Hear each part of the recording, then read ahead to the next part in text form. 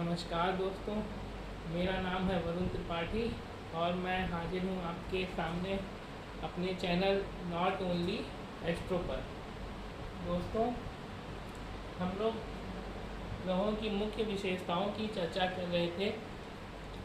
ग्रहों की मुख्य विशेषताओं की चर्चा की सीरीज के अंतर्गत हम लोग बुध ग्रह तक चर्चा कर चुके थे, बुध ग्रह तक जान चुके थे। आज हम सबसे मुख्य ग्रह जो बृहस्पति या गुरु कहा जाता है उसकी चर्चा करेंगे, उसके बारे में बात करेंगे। ठीक है दोस्तों, तो आइए चलते हैं अपने अध्ययन के क्रम में अपने गुरु ग्रह की विशेषताओं को जानने के लिए आगे बढ़ते हैं। देखिए दोस्तों, यहाँ पर जो ज्योतिष शास्त्र में गुरु नाम का ग्रह होता है वो सबसे ज़्यादा शुभ और सबसे इम्पोर्टेंट ग्रह माना जाता है, क्योंकि ये एकमात्र ऐसा ग्रह है जो सभी भावों में अगर बैठ जाए, किसी भी भाव में बैठ जाए तो वहाँ शुभता निश्चित रूप से दे देता है। 100% वहाँ स्थिति बहुत अच्छी हो जाती है। और देखा जाए, अगर एक जनरल बात करें तो किसी भी कुंडली के किसी भी भाव में गुरु ग्रह शुभता ही प्रदान करेगा। तो आज हम लोग इसके कारकों की और विशेषताओं की चर्चा करेंगे और इसके रत्न, रंग, स्थान, मित्र ग्रह, शत्रु ग्रह, इसके बारे में मैं आपको बताऊंगा। और जनरली कौन से भावों में गुरु ग्रह अच्छा होता है, सबसे अच्छे फल देते हैं, उसकी बात करेंगे। तो चलिए आगे बढ़ते हैं। गुरु ग्रह की मुख्य विशेषताएं। सबसे शुभ ग्रह माना जाता है, ग्रहों का मंत्री कहा जाता है। जैसे सूर्य ग्रहों का राजा, चंद्रमा ग्रहों की रानी, बुध ग्रहों के राजकुमार, मंगल ग्रहों के सेनापति। उसी तरह गुरु या बृहस्पति हमारे ग्रहों के मंत्री या देवों के गुरु कहे जाते हैं, देवताओं के गुरु कहे जाते हैं। शुक्राचार्य, शुक्र ग्रह राक्षसों के गुरु, और गुरु ग्रह या बृहस्पति ग्रह देवताओं के गुरु कहे जाते हैं। अध्यात्म के कारक होते हैं, ज्ञान के कारक होते हैं, नैतिक मूल्यों के कारक होते हैं, शिक्षा के कारक होते हैं, वृद्धि और विकास के कारक होते हैं। ठीक है दोस्तों, हमारे ब्रह्मांड में जितना भी अध्यात्म है, ज्ञान है, नैतिक मूल्य है और जितनी भी अच्छाई है, सच्चाई है और जितनी भी अच्छी अच्छी चीज़ें हैं, वो सब गुरु अर्थात बृहस्पति ग्रह की वजह से ही है। कुंडली में हम जितनी पॉजिटिव चीज़ें देखते हैं उसमें कहीं ना कहीं गुरु ग्रह का रोल होता है और सूर्य ग्रह का भी रोल होता है। लेकिन आज हम गुरु ग्रह की विशेषताओं की बात कर रहे हैं, तो आगे बढ़ते हैं। सात्विकता का कारक है, दर्शन शास्त्र का कारक है, ब्रह्मचर्य का कारक है। दर्शन शास्त्र से याद आया दोस्तों, स्वामी विवेकानंद जो किसी परिचय के मोहताज नहीं है, वो दर्शन शास्त्र के इतने बड़े विद्वान थे। उनका कुंडली धनु लग्न की, और धनु लग्न का जो मुख्य ग्रह होता है, धनु लग्न का जो स्वामी होता है वो बृहस्पति होता है दोस्तों। और उसी वजह से बृहस्पति की वजह से वो दर्शन शास्त्र में इतने आगे निकल गए कि उनको पा पाना किसी के लिए भी मुमकिन नहीं रहा। ब्रह्मचर्य देता है, अध्ययन देता है। अगर अध्ययन की बात करें दोस्तों, तो किसी भी फील्ड में, किसी भी क्षेत्र में अगर व्यक्ति अध्ययन में पारंगत होता है, अध्ययन अध्यापन का कार्य करता है, अध्यापन का शिक्षण का कार्य करता है, कोचिंग देता है, ट्यूशन देता है, तो वो कहीं ना कहीं गुरु ग्रह से संबंधित काम कर रहा है।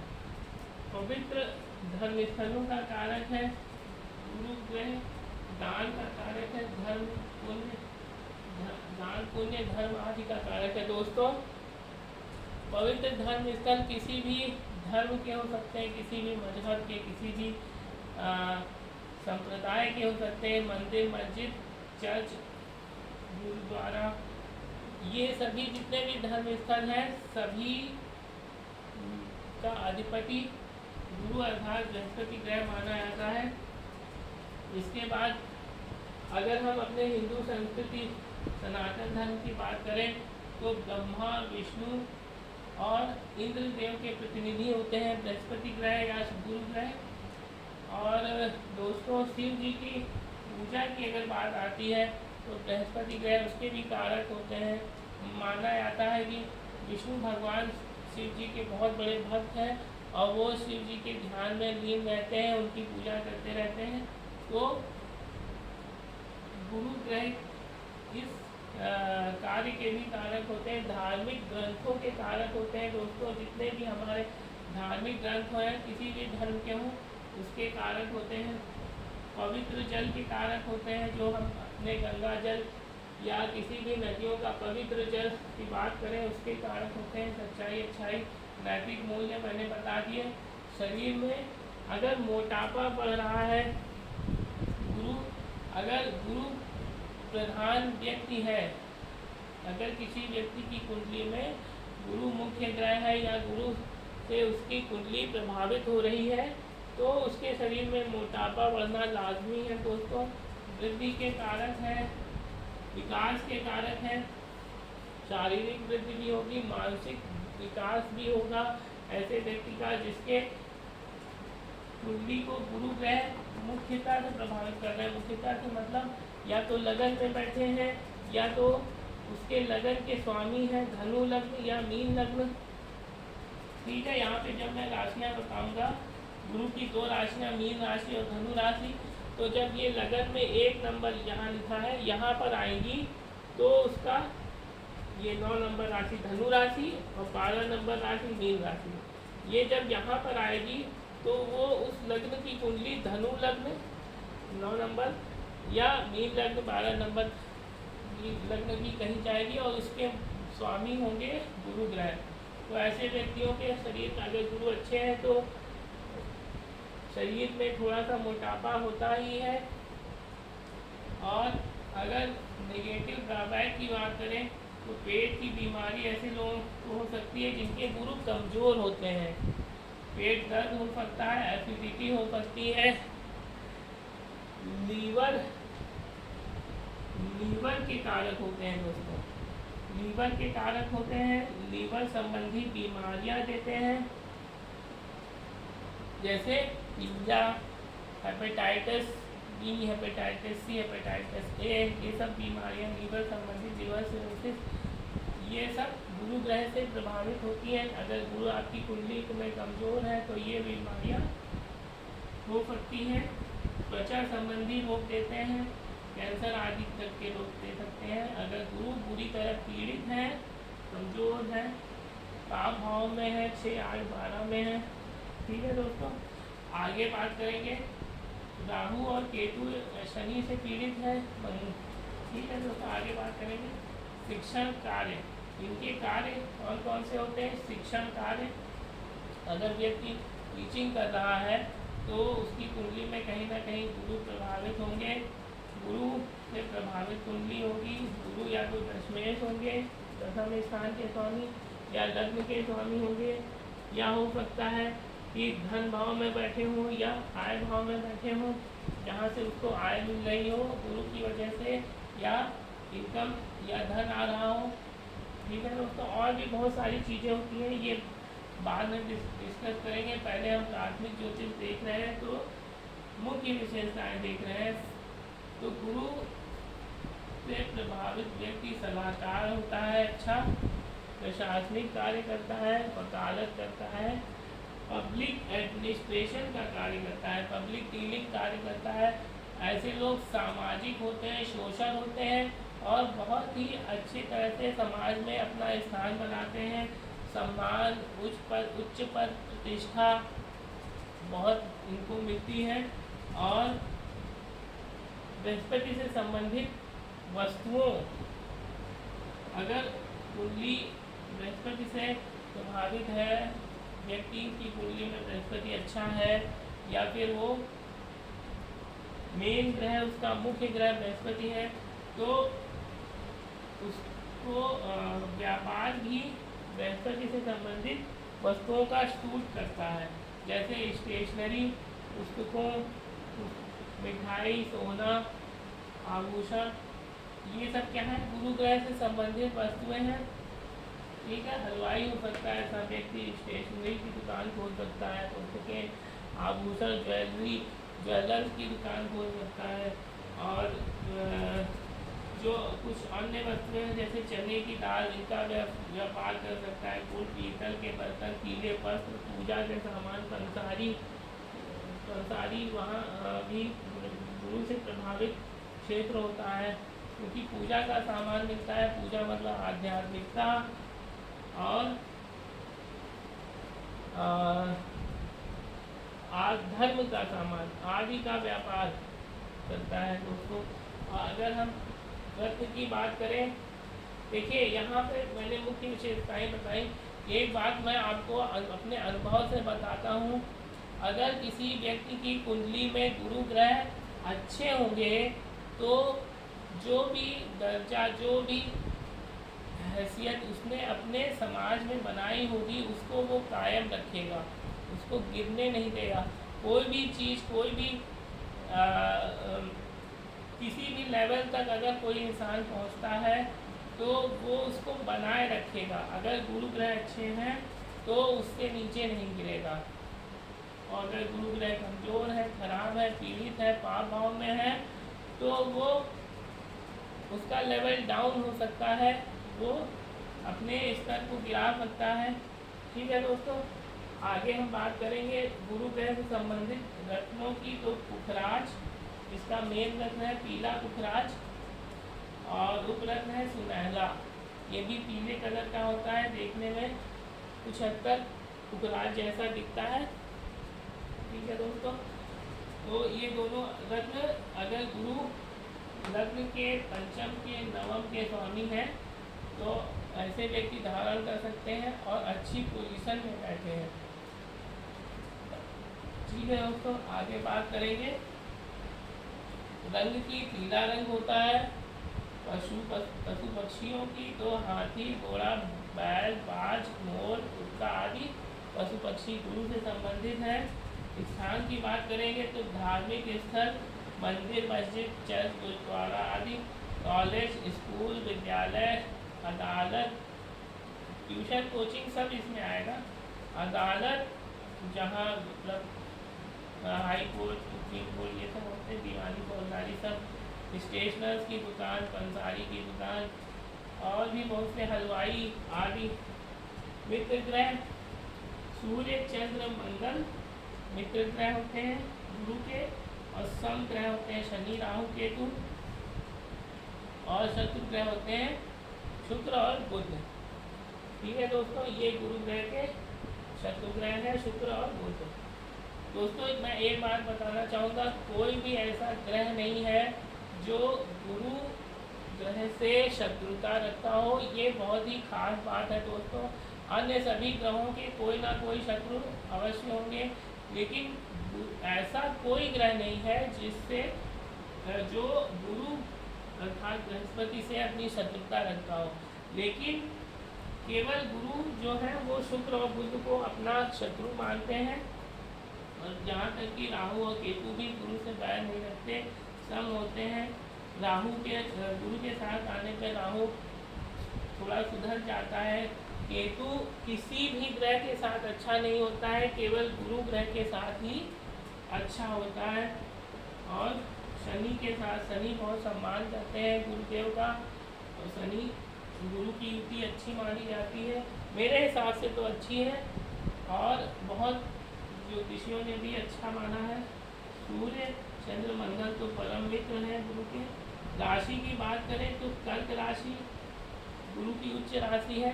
कर्क राशि 10 डिग्री में परम उच्च के होते हैं, और मकर राशि 10 डिग्री में परम नीच के होते हैं। और नीच मतलब कमज़ोर के हो जाएंगे, निम्न राशि के।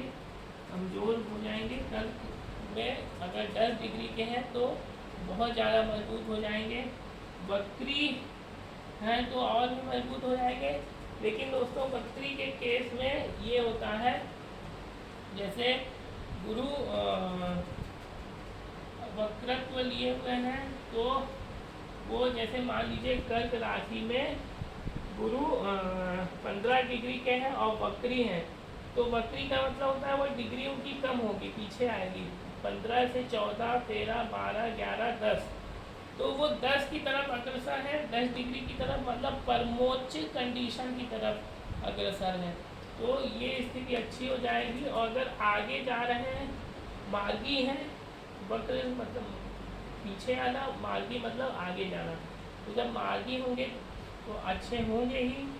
अगर यहाँ पर नीच के हैं तो नीच के होके वक्री हैं, तो मतलब अपनी बुरी पोजीशन को छोड़ के अपनी मूल राशि में जा रहे हैं, मूल त्रिकोण राशि में, तो भी अच्छे हो जाएंगे कहीं ना कहीं। और दोस्तों मैंने अपने पिछले वीडियो में बताया था कि ज़रूरी नहीं कि आप जो है लग्न कुंडली ही देख रहे हैं, चलित कुंडली बिल्कुल देख लेनी चाहिए। क्योंकि ऐसा हो सकता है जैसे गुरु यहाँ पर आपके लगन में हो, चलित कुंडली में एक घर पीछे अर्थात 12वें में चले जाए, या एक घर आगे अर्थात दूसरे में चले जाए, ऐसे किसी भी भाव में हो सकता है। मान लीजिए यहाँ पर गुरु 9वें भाव में बैठे हुए हैं लग्न कुंडली में, और वो चलित कुंडली में उनकी डिग्री पीछे आ गई, तो वो इसमें चले गए अष्टम भाव में, जो इतनी अच्छी पोजीशन नहीं होती है, या फिर 9 से 10 में चले गए। ये भाव दो की बात कर रहा हूँ दोस्तों, राशि की बात नहीं कर रहा हूँ। 10वें भाव में चले गए, केंद्र में आ गए तो अच्छे हो जाएंगे। अब बात कर लेते हैं उच्च राशि, स्वराशि, मीन और धनु। मैंने बता दी, मूल त्रिकोण राशि धनु होती है, नीच राशि मकर होती है, स्वराशि मीन, उच्च राशि कर्क। अब यहाँ पर बात कर लेते हैं किन भावों में गुरु अच्छे होते हैं। तो लगन में ये केंद्र भाव होते हैं 1, 4, 7, 10, इसमें निश्चित रूप से अच्छे होंगे। अगर अच्छी राशि में है, कर्क राशि में है, अपनी स्वराशि मीन या धनु में है तो और भी अच्छा, सोने पे सुहागा। इसके बाद दोस्तों ये 4 भाव हो गए। पंचम और नवम में भी गुरु अच्छे होते हैं, और 11वें में सारे ग्रह अच्छे माने जाते हैं, गुरु भी अच्छे माने जाते हैं। निश्चित रूप से यहाँ पे विशेष बल होता है, गुरु को लगन में केंद्र में विशेष बल प्राप्त होता है। कहा जाता है कि अगर लगन में गुरु बैठा है तो वो कुंडली की 1000 समस्याओं को, 1000 दोषों को खत्म कर देता है, अगर केवल लगन में आ जाता है। और बहुत सारे विद्वान केंद्र में होने की पर भी यही बात करते हैं कि अगर गुरु केंद्र में 4थे, 7वें या 10वें में भी है, तब भी वो कुंडली की बहुत सारी दोषों को खत्म कर देता है। इसके बाद गुरु अगर दूसरे में आ जाए तब भी अच्छा होता है, क्योंकि ये धन स्थान है और गुरु धन के कारक है। दोस्तों यहाँ पे धन छूट गया है, यहाँ पे धन भी लिख लीजिएगा अगर आप नोट कर रहे हैं तो, धन के कारक है। ठीक है दोस्तों, और विद्या बुद्धि के भी कारक हैं। ठीक है दोस्तों, यहाँ पे कुछ पॉइंट छूट जाते हैं, पढ़ा दीजिएगा। विद्या बुद्धि, बुद्धि मतलब सद्बुद्धि, अच्छी बुद्धि। और यहाँ पे देखिए दूसरे भाव के हो गए। यहाँ पर एक बात मैं और बता दूँ, गुरु देव के पास, गुरु ग्रह के पास, बृहस्पति ग्रह के पास 3 दृष्टियाँ होती हैं। तीनों इनकी अलग अलग प्रभाव रखती हैं। जैसे दृष्टि की बात करें तो 5वीं दृष्टि, 7वीं दृष्टि और 9वीं दृष्टि, ये 3 दृष्टियाँ होती हैं। 5वीं दृष्टि जैसे मान लीजिए गुरु लगन में बैठे हैं, यहाँ बैठे हैं, तो 5वीं दृष्टि कैसे देखेंगे, 1, 2, 3, 4, 5 यहाँ देखेंगे। अच्छा, 7वीं दृष्टि से कहाँ देखेंगे, 5 यहाँ तक आया, 6, 7, 7वीं दृष्टि से यहाँ देखेंगे 7वें भाव को, 5वीं दृष्टि से 5वें भाव को, 9वीं दृष्टि से 9वें भाव को। 7 के बाद 8 9। तो ये ट्राइंगल बनाएंगे दोस्तों, यहाँ देखेंगे, उसके बाद यहाँ देखेंगे, यहाँ देखेंगे। ये बहुत ही शुभ प्रभाव होता है दोस्तों, क्योंकि 5वां विद्या बुद्धि उच्च शिक्षा का स्थान होता है, यहाँ शुभता दे देंगे। 7वां स्थान वैवाहिक स्थान होता है, यहाँ शुभता दे देंगे। और पार्टनरशिप का स्थान होता है, व्यवसाय का स्थान होता है, दैनिक रोजगार का स्थान होता है, प्रत्यक्ष शत्रुओं का स्थान होता है। और ये 9वां भाव धर्म से संबंधित काम, भगवान से मिलने वाले आशीर्वाद, और पिता का भी कुछ लोग पिता का भी स्थान मानते हैं। और बहुत सारे जितना भी हमारा पूजा पाठ धर्म आदि का स्थान है वो यही होता है। भगवान से जो हमें आशीर्वाद मिल रहा है वो 9वें भाव से मिल रहा है। हमारी किस्मत, भाग्य स्थान, सबसे मेन नाम है इसका भाग्य स्थान।